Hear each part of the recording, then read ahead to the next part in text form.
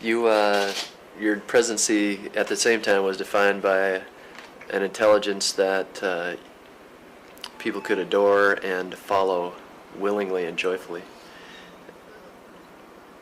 Can you talk about the nature of that? I mean, you have this. I was talking to one of the people, Manchito, recently, and how just a woman approached you just on the street to embrace you and kiss you on the cheek. And it reminds me of when I was in South Africa and Mandela, the love for Mandela. Is so physical, and you can feel it in the people, and you feel it here for you, and it's very inspiring. Can you talk about the nature of that? Well, I'm very grateful to the Filipino people that a number of them still care for me and certainly let me know that they're willing to help in whatever way they can. I suppose some people tell me that I'm very credible because I'm sincere. And I said, well, I don't say something that I don't mean. Although, of course, I'll tell somebody who's unattractive, well, you look pretty good. But I won't go beyond that. But I suppose you can say that at the start of each day, I pray to the Lord and tell Him to guide me and to help me every moment of the day. And it's not a long prayer, it's just that I ask for His help. And early on, I'd tell my husband, can you tell me in a dream again, or tell me what it is that I can do? But I suppose somebody was saying, maybe he was telling you, look, it's about time you thought for yourself or something like that. But anyway, I was just so happy and so relieved that I was able to finish my term of 6 years, because when my husband was preparing to leave Boston to come back here, and I think the American journalist had asked him, so, Mr. Aquino, why are you going home?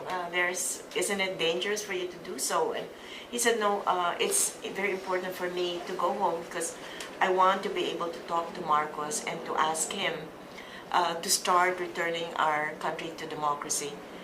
And so he was, but aren't you afraid of the danger? And he said, yes, of course, but as a leader, I should be with my people, especially in times of suffering. And he was, and then he said that I will never be able to forgive myself knowing that I could have done something and I did not do anything.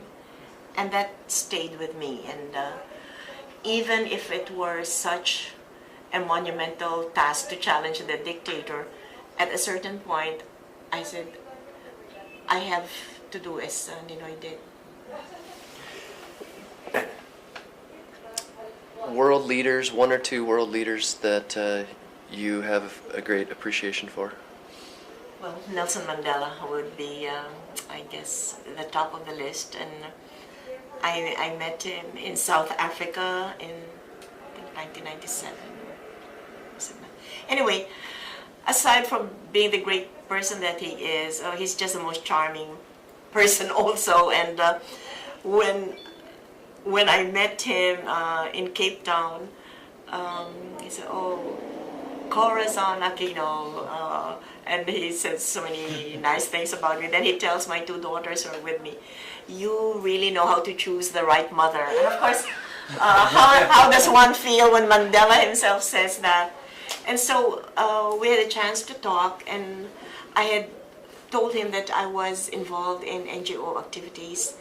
And he had said, well, how do you propose to go about this? I said, well, initially I'll just be working with NGOs in the Philippines, but hopefully we can do that in the region so that the Philippines is far ahead of other countries in the region insofar as NGO work is concerned. But I felt we could all learn from each other. And he had said, well, I hope you will not forget South Africa.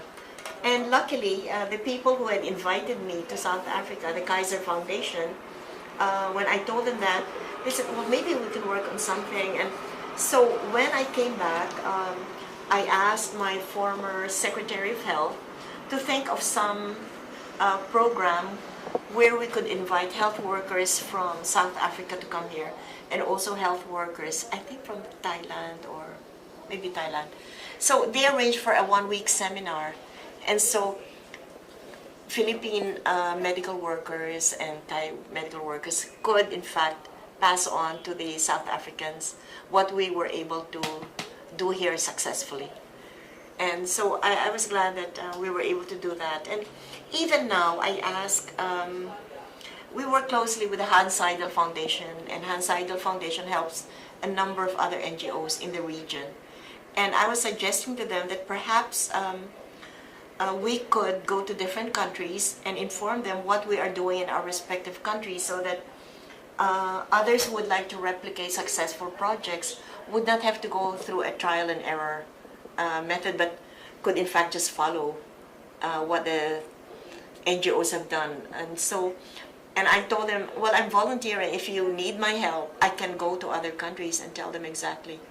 So I'm waiting for them to tell us about that, because I was saying that first world to third world sometimes is difficult, but I think third world to third world could in fact understand each other better, and perhaps would have similar problems and would be able to address those problems better. And another person that, a world leader, King Baudouin of Belgium, I was just, so impressed with His Holiness. I have, maybe, well, Mother Teresa I've also was fortunate enough to have met on a number of times, but King Baudouin was just somebody so special, and I felt so fortunate that I was given the opportunity to meet with him and his wife, Queen Fabiola.